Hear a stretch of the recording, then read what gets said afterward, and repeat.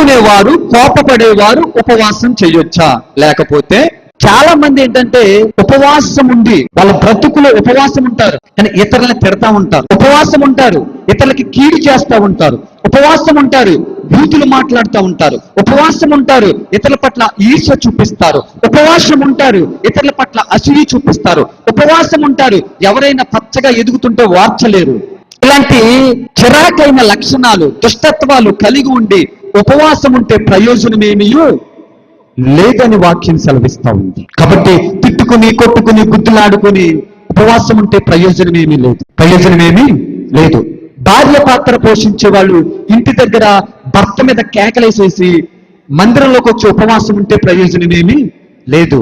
భర్త పాత్ర పోషించే వాళ్ళు భార్య మీద కేకలేసేసి మందిరంకి వచ్చి ఉపవాసం ఉంటే ప్రయోజనమేమీ లేదు. పిల్లలు తల్లిదండ్రుల మీద అరిచేసి కేకలేసేసి దేవుని మందిరంలోకి వచ్చి ఉపవాసం ఉంటే ప్రయోజనమేమీ లేదు.